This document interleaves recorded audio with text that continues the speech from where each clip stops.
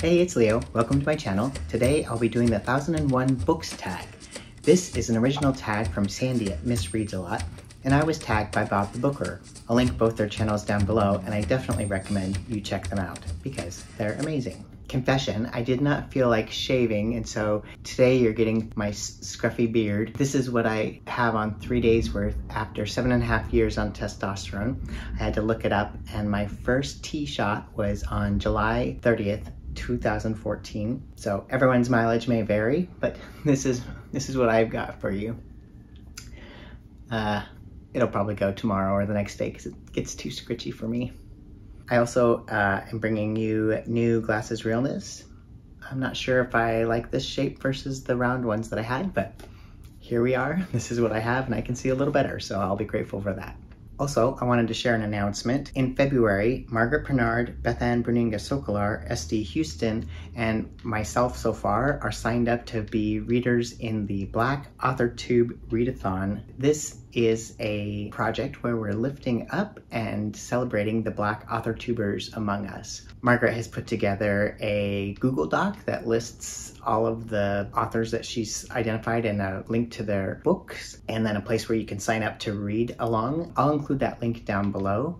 I've picked one so far. I want to be careful that I don't overcommit, but I'm looking forward to following all of the videos and hearing all of the reviews of these books that our AuthorTube community has created. So I invite you to check it out. Each week on my channel, I lift up a different nonprofit that's doing good in the world. I'll make a donation, and I encourage you to like, share, follow, donate as you are inspired. I do this to remind myself of all the people who are doing good in the world. This week I want to lift up a project that's being done in partnership with Bethlehem Lutheran Church in New Orleans and Tulane University School of Architecture. Bethlehem Lutheran Church is one of the oldest historically Black Lutheran congregations in the United States, and this month celebrates its 133rd anniversary in New Orleans' Central City neighborhood. So they already have a meals program, and over the last 2 years have served over 45,000 gourmet meals to the community through Community Table, which serves around 500 free, no questions asked meals per week. This month, they are breaking ground on an exciting project where they're expanding their commitment to serve the neighborhood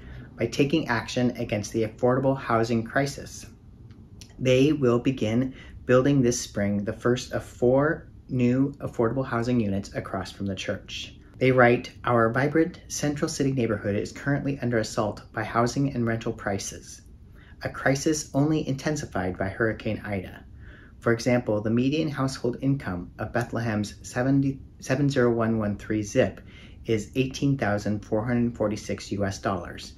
And in New Orleans, you would have to work 113 hours a week at minimum wage to afford a 2-bedroom rental at fair market rent. Meanwhile, the waiting list for affordable housing vouchers in New Orleans is over 20,000 people long. At every meal that Bethlehem Lutheran serves, they write, they hear terrible stories from their neighbors about illegal evictions, unsafe living conditions, and rent prices that families simply cannot afford." The first part of their project will focus on constructing 4 new affordable rental units over the next 4 years. The first house will be 1,100 square feet and has been designed from the beginning to be ADA accessible throughout. As I mentioned, they are partnering with Tulane University School of Architecture, and what I find is really cool is that the students design a house each fall and build it in the spring. And one of the innovative aspects of this partnership has been the collaboration between the Bethlehem community and the architecture students through the design process. Another is that the School of Architecture is donating the design and labor for this process, allowing them to construct the first townhouse, clear the lot of concrete, and do all the necessary permitting for $225,000. As each unit is completed, they're also going to partner with Crescent Care, one of New Orleans' most respected community health organizations, to provide housing and supportive care to community members. Crescent Care provides high quality and culturally humble care to the entire New Orleans community. They are particularly focused on the greater New Orleans neighbors who come from traditionally medically underserved communities, the service industry, the LGBTQ community, the uninsured, the underinsured, immigrants, and communities of color. So their ask is for donations so that they can work together to reach their initial fundraising goal that will help pay for lumber, exterior walls, exterior doors, and exterior windows for the house. So I'll include a link to their GoFundMe down below, as well as links to the organizations of the church, the university, and Crescent Care, the community health organization. I'll make a donation and I encourage you to check them out. I also wanted to mention, I'll leave a link in the description box below for where you can get one of these shirts if you'd like, Lutherans for Black Lives. The proceeds from the sale of this shirt go to reparations in the ELCA, which is the Evangelical Lutheran Church in America here in the United States. All right, let's get to these questions. I think, Sandy, you came up with some really good ones. 1001 lists. Do you follow any book lists? It can be a prize list or a challenge, like the Rory Gilmore challenge. So I don't. I mostly live vicariously through all of you following the book lists, and then I pick and choose the ones that appeal to me. I am currently doing the Locked Bookticians challenge, the Black Classic Book Club challenge, and so this month I'm reading Invisible Man by Richard Ellison. I'll include a link to her challenge down below as well. If I were to follow book lists, I think the two that I'd be interested in checking out would be the Polari Book Prize, which celebrates LGBTQ authors, and the Barbellion Prize, which lifts up ill and disabled authors. Next question. 1001 books. Approximately how many physical books do you currently own? How many ebooks? I probably own 40 audiobooks. I think I might own 2 ebooks. I'm not really a fan of reading ebooks, and I don't have a decent reader. At one point I tried to count all of the books I owned, and I don't remember what that was, but I remember I was chatting with a woman on a dating site, and I remember being really proud of the number of books that I had on my shelves.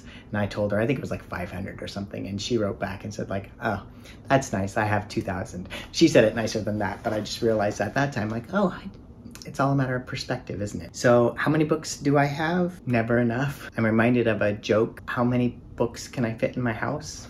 Always one more, or 2, or 7. 1001 books read. Approximately how many books have you read in your lifetime, and do you keep track? I haven't kept track.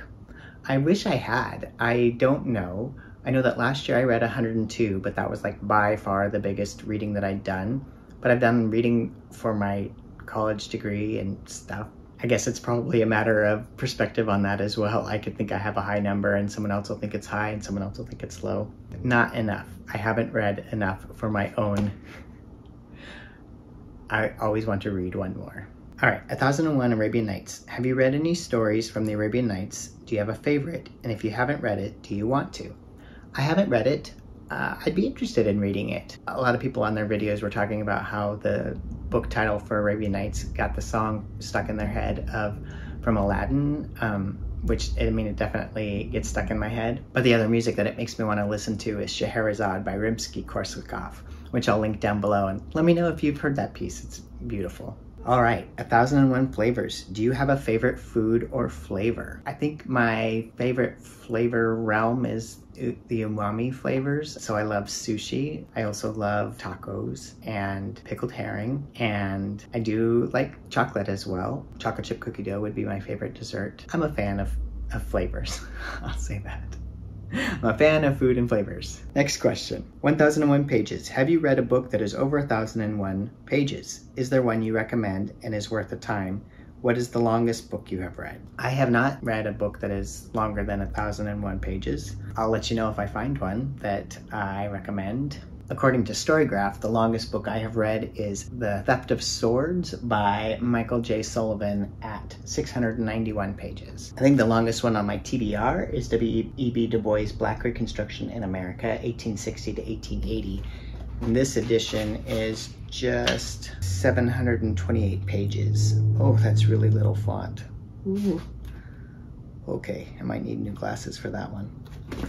But I've heard really good things about this, so I would recommend it, even though I haven't read it yet. All right, next question. 1001 buckets. Do you have a non-bookish bucket list? What is one thing on the list? Well, bookish-wise, I know it's not reading, but writing-wise, I really would like to publish a book in my lifetime. Today I attended the Winter Writers Retreat hosted by Barrett Laurie and Margaret Pernard and others, and I wrote 1,010 words so far today, so that feels like a fun synchronicity with this tag. In terms of non-bookish items, I would love to go to the UK and to France one of these days. Will we ever travel again? Maybe. but that's on my bucket list. 1001 numbers. Do you have a lucky number, and is there a story behind it? Like many folks, I think, who have answered this, my lucky numbers tend to be the month and date of my birthday. So I don't know if that means I'm very inwardly focused, but that's all. I also like the number 11, and I don't know why other than it's 2 ones. I think there's an internet debate on whether or not people notice more when the time is 11:11 because they happen to look at it more or because they remember it more. So, but it is kind of cool when the clock on your phone or wherever says 11:11. 1001 authors. Do you have a favorite author or genre? My favorite genre is mystery. My favorite author, I'll answer for last year maybe. My favorite book was by P. Djeli Clark, and I know that he has gotten rave reviews for the other things that he's written, and I want to read them. So A Master of Jinn was what I read last year, and I want to read Ring Shout and his other works as well. 1001 activities. Do you have a favorite outdoor activity? I really enjoy going for walks. I love to walk along the river or to walk. We have a really lovely Japanese garden and Chinese garden here in town. We also have some really lovely wooded parks that are beautiful. I like noticing all of the architecture and fun, quirky pieces about our community that you can notice when you go for a walk. So that would be my answer. 1001 book clubs. So this was a question for whether or not Sandy should start a 1001 book club. And I think, yes, she should. And she has, because by the time I have completed this, she's already moved on and started the book club, which I think is amazing. The first book will be The Sea by Iris Murdoch in February. I think it's hilarious because I was tagged on this tag by Bob the Bookerer, and I like to tease him that I think he's my reading nemesis in some respects. And on one of those is The Sea because he adores that book, and I was very frustrated with that book. So I will not be joining the February readathon for Sandy's book club, but that's partly because I've already read The Sea. But I encourage other folks to check that out and let us know who you side with. All right, the last prompt is 1001 friends. Tag some friends. Sandy tagged 10 plus 1 and then a bonus additional 5.